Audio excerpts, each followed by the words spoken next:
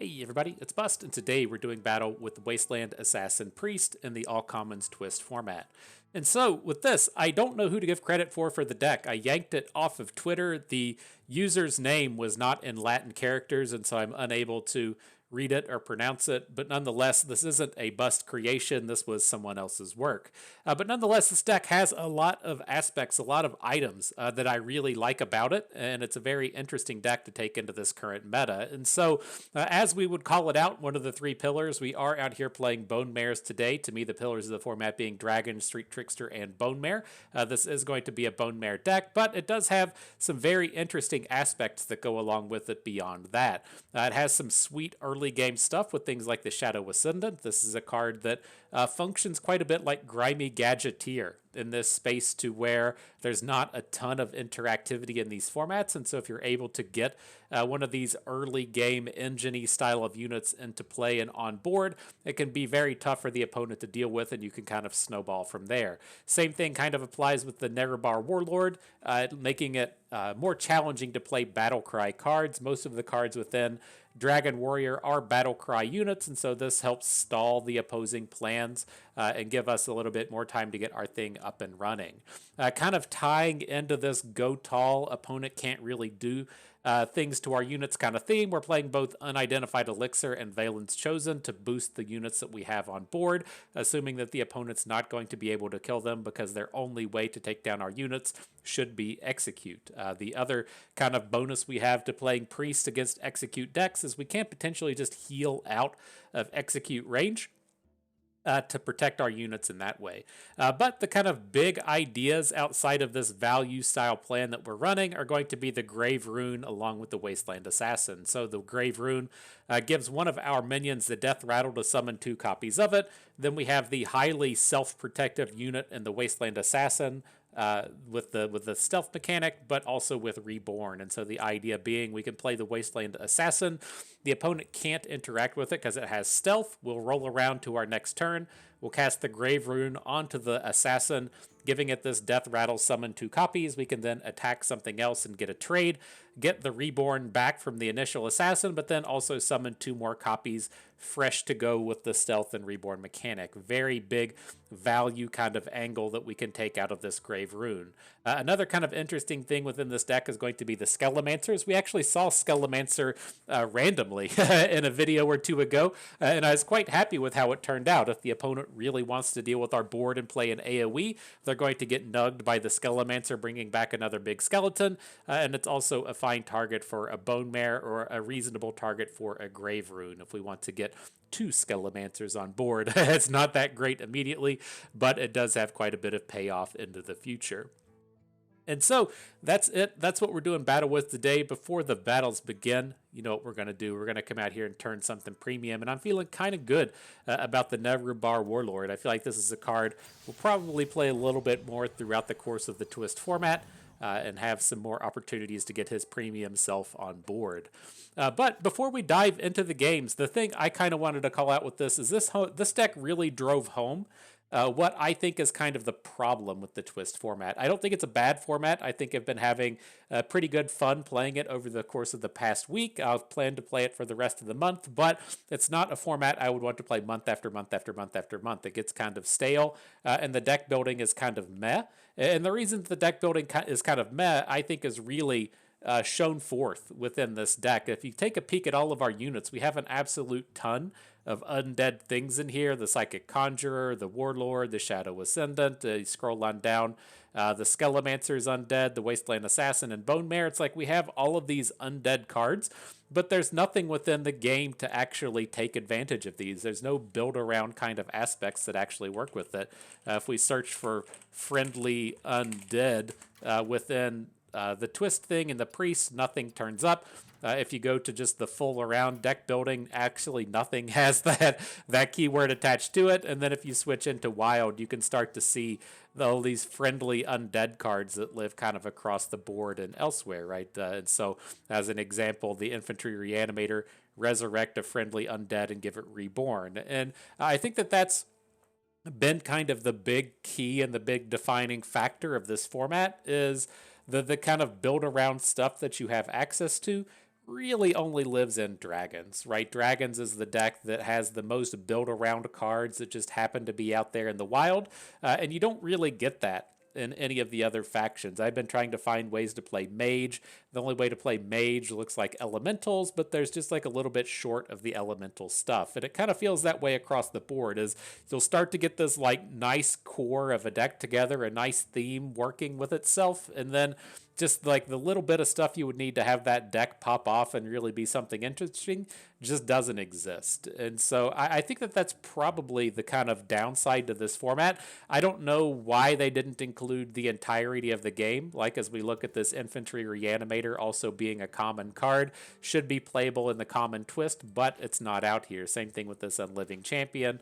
That guy's not common, but across the board there are a lot of these build around kind of cards that you just don't have access to out here, and I think that that's probably kind of a detriment to the format. Now, I don't really know, as we speak to that, if unleashing the entirety of the game in that sense wouldn't just say, well, now there's just a different variety of decks that can focus in on those keywords, and those decks are the best decks in the format. But it feels like, you know, the just unleashing this for a month feels like kind of a good idea, but it would be nice if it was kind of curated a little bit in the future. I don't expect that to happen given the way this format sounds, but it would be kind of interesting to see have it turn up that way. But then that got me even thinking more in the space of Expedition, right? I know most of the viewers now don't have an idea as to what Expedition actually is, but that was the limited format in Legends of Runeterra, to where you didn't just draft sets, right? If you think of Magic, to where you go out and draft a set, and then so you would be drafting Murders in Karlov Manor right now. You didn't draft from like 8 or 10 different sets, but Legends of Runeterra wasn't set up that way. That's not a way that would actually work within the course of the game. And the way it worked was you had like specific card pools, and so you would be given 3 options to pick from a card pool, and then that card pool had like specific cards within it, and it would be set up to be designed to build around certain aspects of a pairing of champions. And I thought that was just like such a fantastic way to go about it, with all of the kind of ins and outs of ways that you can build your deck and know like which pools are going to come up and what you can kind of pick and choose from to get your deck into the kind of maximum good place. I think that that was kind of just a fantastic way to go about it. You see a little bit of that in Arena, to where there are some kind of curated pools within the cards that are shown to you, but it wasn't quite the way that it was done in LOR. But nonetheless, up against Druid, I'm going to assume that this is Token Druid, and I'm just going to hang on to the full combos that we have here. We have the Holy Nova, we have the full board Silence if the opponent managed to get the full big board and then play Gift of the Lotus or whatever it's called, or play the Deathrattle Treant thing. We should have the full kills on everything they're trying to do. And then I think the rest of the rest of the Druid cards just suck. And so, you know, I think it's a pretty fair place to be in. That if he's playing like Jade Druid or something, we're just not worried about it. He's going to be playing some kind of go wide aggro Druid, and we have a fantastic start to try and shut that down. All right, everybody's getting their Weblords down. I've got a Weblord. He's got a Weblord. Do we ever want to just get the Ascendant down? I doubt it. He's just probably going to die to the hero power. I know it is nice to slow down the opponent just a little bit with the potential of the Ascendant, but I'm not real hype about it.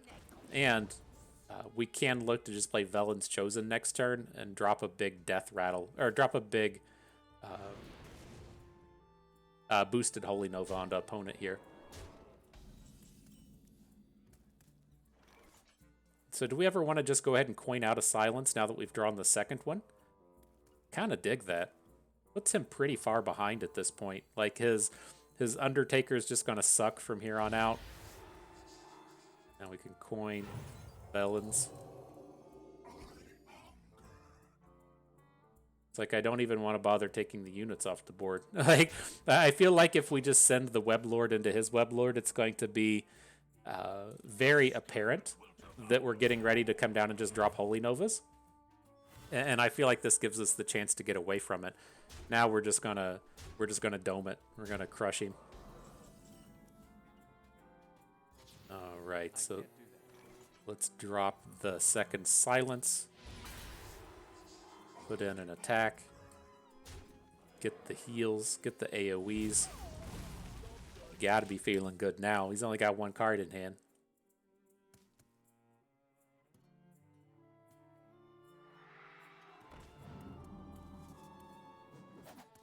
We're just gonna do it again, huh? We're just gonna say Holy Nova Part 2. I don't know. He does have quite a few just dudes hanging out in his hand at this point. We can probably wait one turn before we try and play a Holy Nova again. So let's do the cloning device. I do like Cryptolord here. Should be pretty tough for him to take down.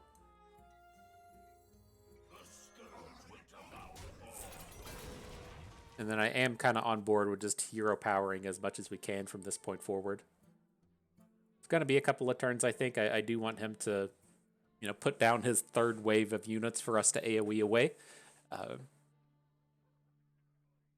But feeling pretty good.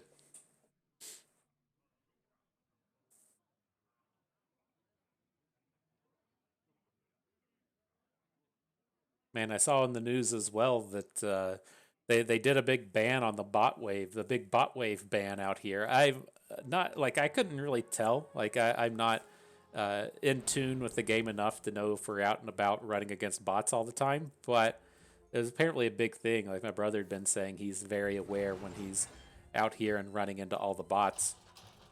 And they banned like 160,000 accounts or so. Some gigantically large number. Pretty impressive to see.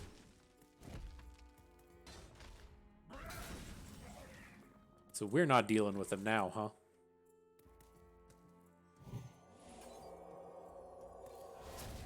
All right. Well, I like this Smite.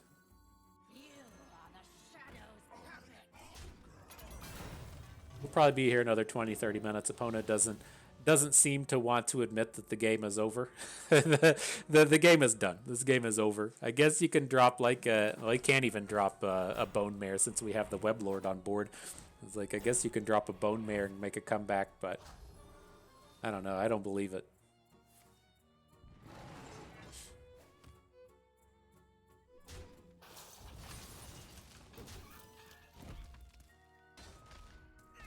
Oh, we don't have the deck tracker on the screen. I'm going to have to pull it up after this.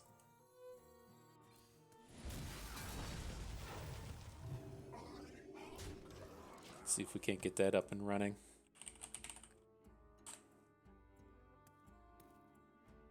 Got a lot of free time here, you know. We're apparently still battling. All right, there we go. Now it's done. Now it's over. GG. But to me, with the bots, it was like I couldn't entirely figure out why anyone would want to do it or why it's on such a massive scale. Like, I guess they're just selling accounts, right? So you have a bot out here, and since the game is kind of free-to-play friendly, you can just get the bot out there grinding and playing through the reward path and eventually getting a collection, then selling that collection to somebody. Like, I guess. I don't know. I mean, if it's free to do on the bot, I guess it makes sense as a way to make some cash. But seems like I don't know what the going rate is for you know, partially populated Hearthstone account these days, but I wouldn't imagine it's very high. What do I know? It's like whenever you see a number like 160,000 accounts banned. That's quite a lot. That's quite a few. You know, I don't think 160,000 people even logged into Legends of Runeterra, and so it's tough to tell. I know that's not factual. There's something like so somebody kind of deduced that there was like 500,000 people that logged into Path of Champions over the course of a month or something, based on where their monthly ladder rank was. And then usually at the end of a season, there was like 6,000 or 7,000 people in Legend. You can kind of extrapolate from there. All right, nonetheless, back into battle. I would assume that this is going to be Dragon Paladin coming at us. I guess we should probably hang on to Dragonslayer. Just as this format moves on and on and on, I get less and less and less impressed by this card. It just doesn't really do it for me. It needs to deal like 15 damage to actually be relevant. And so, as I was looking at this deck, I was like, I should probably just cut it. Probably just cut this Dragonslayer, but maybe we'll give it a little bit more time. Need something to do though. We don't have it. So we could have sent away the Shard of the Naaru, but I kind of like hanging on to it. Especially as opponent, leads out with Grime Street Outfitter and boosts all the units in their hand. Can be very relevant in terms of clearing out the remainder of their stuff. All right, still really nothing to do. Just no units to put our Velens on. All right, give me those heals. Maybe we'll get an assassin on board next turn and just get completely tempoed out of this game. It's like I don't even really want to add Wasteland Assassin to the board without the combo card, but I mean, I guess at this point we really need to be getting like a Velen's Holy Nova. Gosh, we're never going to have the time to do that. Do we hit Lifesteal on any of these elixirs? Divine Shield on both? Alright. Fill me up with a Consecrate. bring it into my life.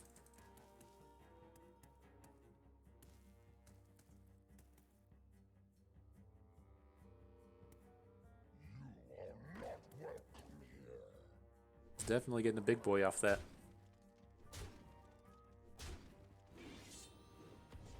I mean, we gotta just start doing stuff, right? I was intending on, like, we can like silence Holy Nova, or we can like Velens and silence.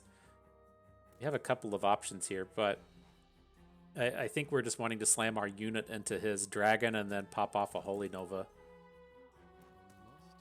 I mean, I guess we could just play the Dragonslayer, keep our Wasteland Assassin back, keep him shrouded, and then next turn we'll have the mana to pop off a little bit more.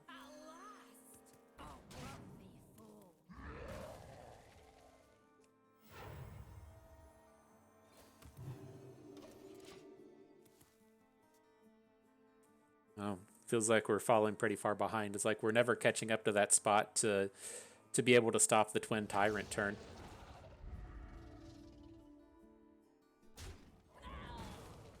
All right, so we take a bunch of damage here, but the Holy Nova is good.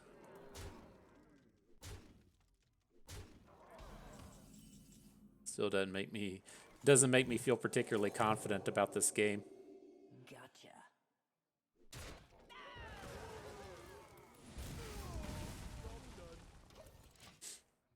But hey, we got a unit on board, right?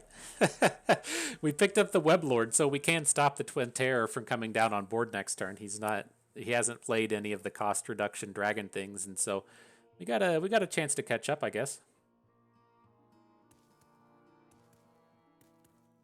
The dragons come, and we are many.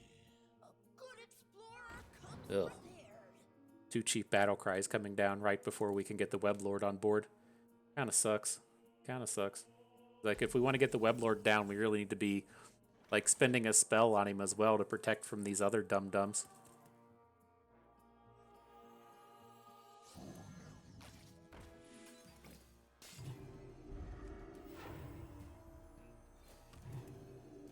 Gotcha. Guess we can do something like this.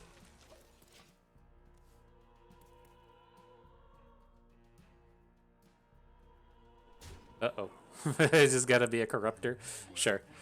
That game kind of is what it is. It's one of my concerns with this deck. I have been looking to, like, cut out the Dragonslayers, because, again, I just don't think Dragonslayer is very good. I know, like, 3 days ago, I was like, every deck in the format's just got to be playing Dragonslayer, right? But the more and more time goes on, I just get less and less impressed by it. It doesn't actually kill anything relevant, is the pain point with it. Like, There's no like dragons coming down on turn 3, so you never get an onboard tempo play. So you have to play it on like turn 6 and turn 7. So if you don't have additional stuff to go along with that play to get like 2 cards down on the same turn, it just doesn't do anything. I mean, it's like I talked about Samira in Legends of Runeterra, to where, you know, after all of her nerfs, she was like a 6-drop or a 7-drop that cost 2 mana. So you could occasionally play it on turn 2 if your curve was kind of fucked. And that's what the Dragonslayer feels like, as to where you're just literally never playing it on turn 3. You might get to play it on turn 6, but if you play it on turn 6, you need something else to follow it up with.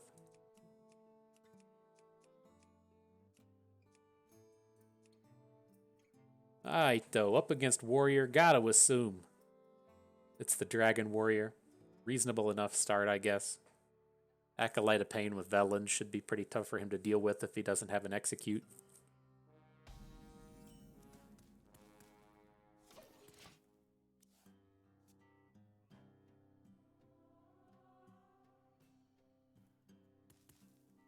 Thinking on it real hard.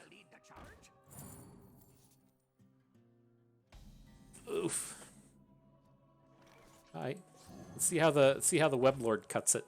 Dropping him on turn 2 against the Super Battlecry heavy deck. It's got to buy us just an absolute ton of time. Oh, never mind. I take that back. I guess he had the answer.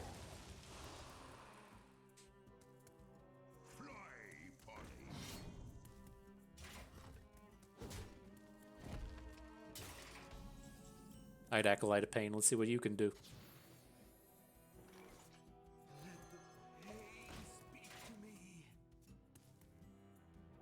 Shouldn't have to worry about too much. There's not really expecting weapons or anything to come down. Being very aggressive over here. Curious if this isn't just like a pirate's sort of deck on its own. So do we want to go for Elixir of Hope or for Velens? I think we want Velens, given that we have the Holy Nova in hand. There's no guarantees that we'll actually come out and cast it, but I guess we could have attacked first as well. This is okay. There is some argument to put the Deathrattle thing on it. So if he does come in with an execute for the turn, we aren't just completely empty on board.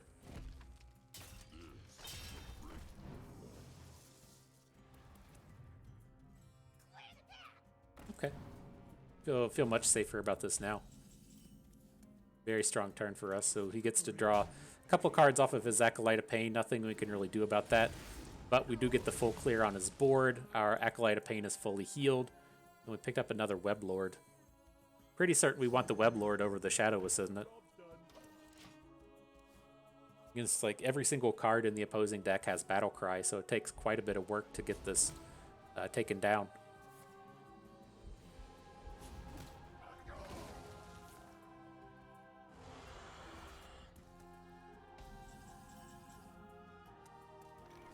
Our mana is kind of fucky at this point. I guess, like, as you're rolling into turn 7, the Shadow Ascendant just isn't that impressive anymore, right? You want to get it down on turn 2 and get like 6 bonuses out of it, as it's this late in the game and we're just not really doing anything.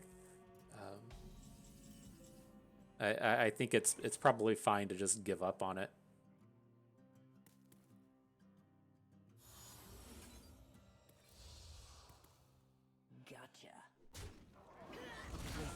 Alright, so we got our little assassin combo going. Feels okay, I guess. Not super impressed. But at least the nice thing with this board is he needs to Warpath to clear these things out. He needs 3 Warpaths to kill off all of our little reborn units.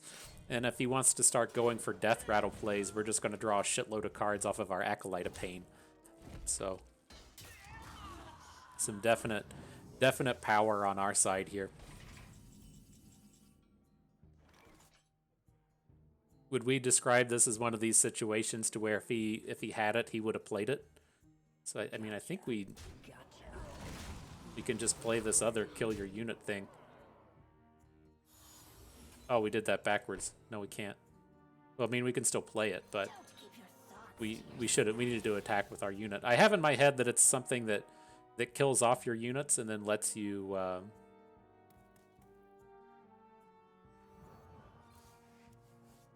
like resummon from there. Not quite how that works. The dragons come. All right, but we still have a pretty powerful board, I guess. Just out here fucking stuff up.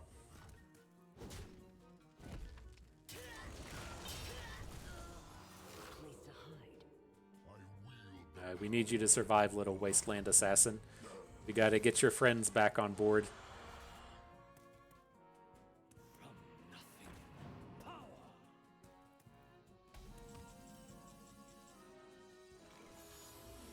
Alright, so I cast the spell this time, right? We're good to go there.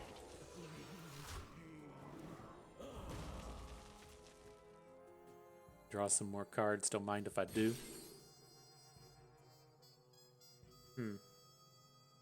We don't actually have any dragons in our deck. I don't think we're gonna get to use the Corruptor. He is pretty mana efficient, though. There is a real chance that, I mean, I guess we just take the Viper.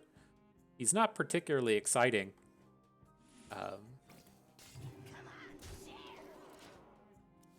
But, I mean, opponent has shown that he's playing a few weapons. He had the Whirlwind weapon come up. He had the Enzoth First Mate come up. He's probably also going to have access to that taunt unit that generates the weapon, and so it's not crazy to think we'll get some kind of value out of that.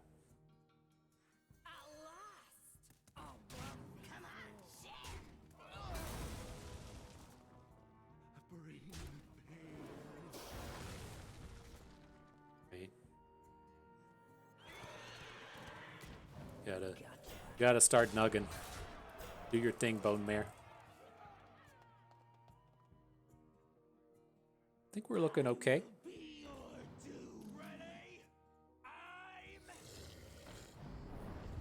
The combos.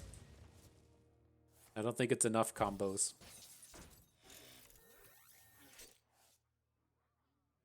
Hi, dude, you don't have any mana. Got him. Only messed that game up like 4 separate ways, but got there at the end of the day.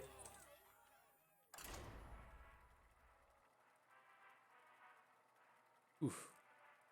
You all getting excited for the Super Bowl? We're gonna have to make some kind of Super Bowl friendly deck for our next video. I know I definitely won't be recording on Sunday. I got too much to do. I gotta make. I got this Snoop Dogg cookbook for Christmas. I've got it over here. I'm ready. I'm working on it. I don't know if we can pull it up. There you go. It pulls up on there a little bit, even with the blur. From cooks to cook, or from cook to cook, crook to cook. Snoop Dogg's Platinum Recipes, the Boss Dog's Kitchen. It's I don't know. I don't know how he gets attached to stuff like that, but he did, and it's a part of my life now. My brother and his wife got me that cookbook for Christmas, and gonna be. Not going to be doing deviled eggs, things like that for the Super Bowl. I haven't gone through my list of helpful hints for the viewers out there. The deviled eggs or the caprese skewers that all work so good. It's just, we'll see if I come up with something good out of the Snoop Dogg book. It's hard to read, not like textually, like reading the paragraphs. Like if you know who Snoop Dogg is, they make sense. It's a lot of undertones of marijuana, and it's I don't know how he would even get attached to a book like this. It's like they said, okay, Snoop, here is a dish. Now give me your commentary on it. And it's like they recorded it. Like these aren't recipes that Snoop Dogg's just sitting there making at home. Like some of them make sense. Like I could see Snoop Dogg sitting around making quesadillas and stuff, but he's not making like these pies and shit that are that are listed throughout the book. And I just get curious how that kind of came about. No, I think I'm gonna be making a dessert out of it. Not making Snoop Dogg's gumbo or anything for the big game. I found some Taylor Swift cookies or something.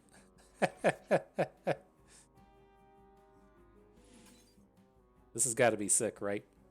We're gonna put the bonus stats onto our Weblord, so now he's gotta pay 4 to play a Battlecry minion. Get your ramp guy down on turn 8.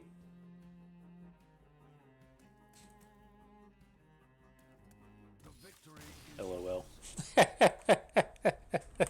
That's how you get him. That's how you zing him.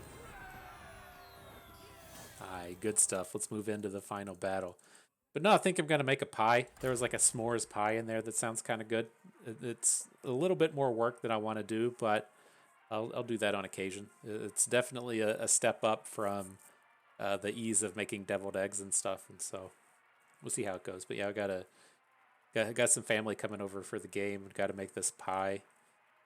Got to do the cleaning and the prep work and all that nonsense, and so life gets in the way of YouTube videos on occasion.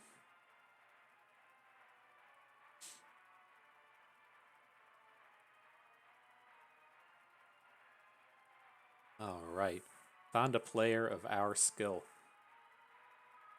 Hearthstone skill, kinda low. Kinda low. We'll be there in no time.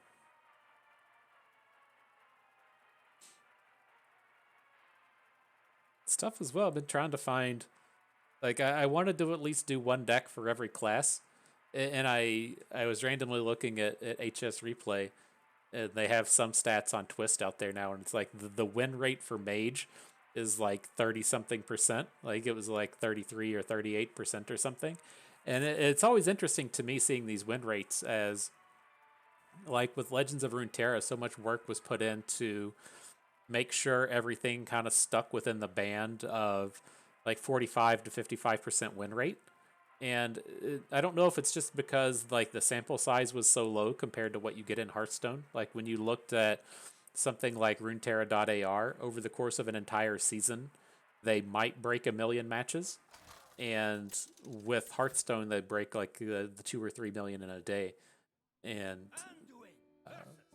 I'm just not certain if the meta didn't evolve fast enough to where everything kind of converged, or what the difference is. But it's very interesting seeing like the top decks in Runeterra really hang out at like 60% win rate, and they're definitely getting nerfed, and everything should be like 55% or lower. And everything in Hearthstone is like 53% or lower. It's very interesting to see. All right, final battle though. Let's see what our opponent's take is on the old game here. Up against Priest, I'm pretty inclined to just go for the most value-heavy approach that we can. I'm a bit perplexed by Zombie Chow, but I think we can take Bonemare and be kind of safe. Like, this isn't a format to where Priest actually has any removal, so like we can get Acolyte of Pain on board, and it's gonna get 2 card draws. So I feel pretty safe not taking the other one. Because realistically, I don't want 2 copies of Acolyte of Pain, and so give it a bit of time. I don't want to give him all just these free attacks on our units, though. We're going to have to try and get the Dragonslayer down we've been talking so much trash about, or get a get a 6 mana play to where we play a 3 and then play an equipment on it. Y'all call them equipment in this game, right? Cast this equipment, Velen's Chosen, onto one of our units.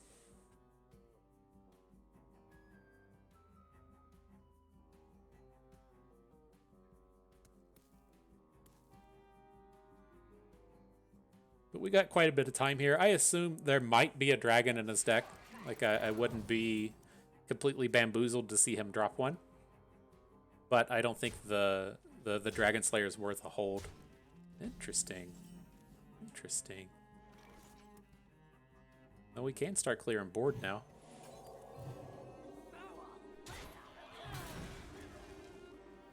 Don't keep your thoughts to yourself.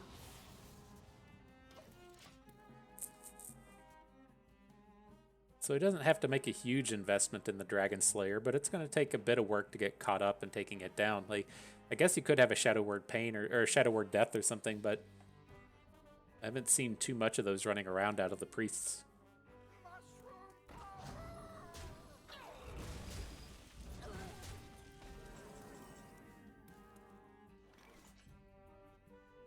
Fungal is kind of annoying.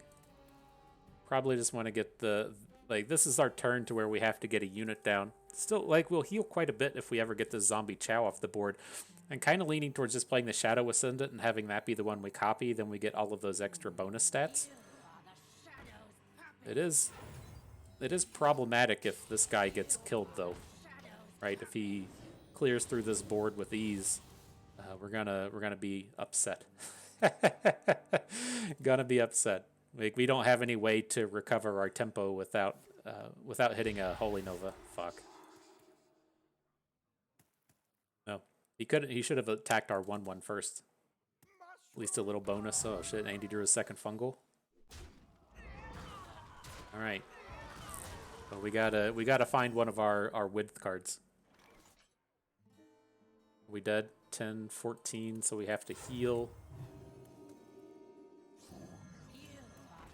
We just don't have any catch up.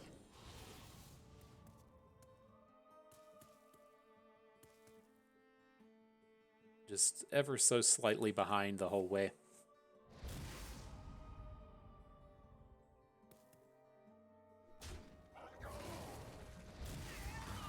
Yeah.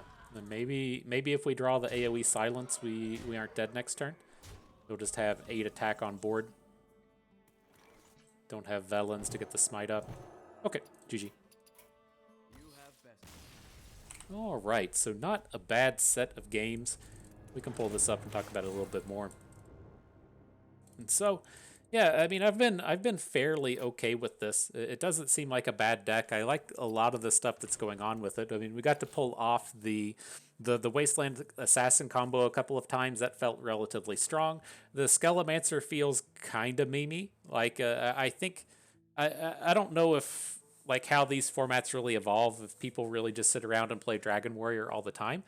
But if you're not playing against Dragon Warrior and not running into the AoEs and the Twin Tyrants, right, the Skelemancer gives you protection against your opposing, kind of AoE stuff, then it's just not that great. It's very anticlimactic to just play a 2/2 do nothing on turn 5 of the game. And so, like, I could definitely see it going. And again, I'm not really pleased with the Dragonslayer.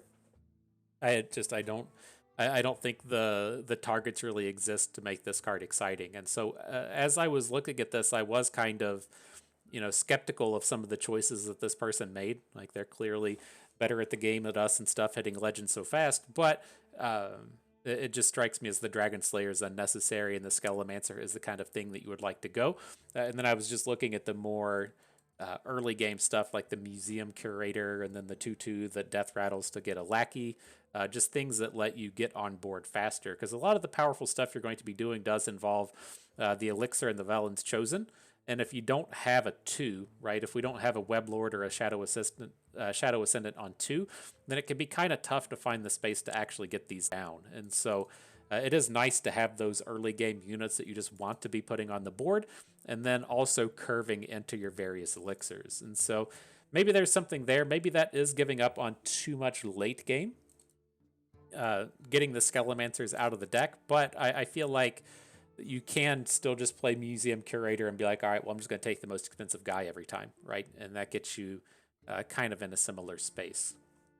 But nonetheless, powerful deck, good stuff. I had fun with that. I hope you did too, because that is going to do it for us today. So if everyone enjoyed the video, hope maybe learned a thing or two along the way. Had a good time watching. This is Bustin'. We thank you for being here.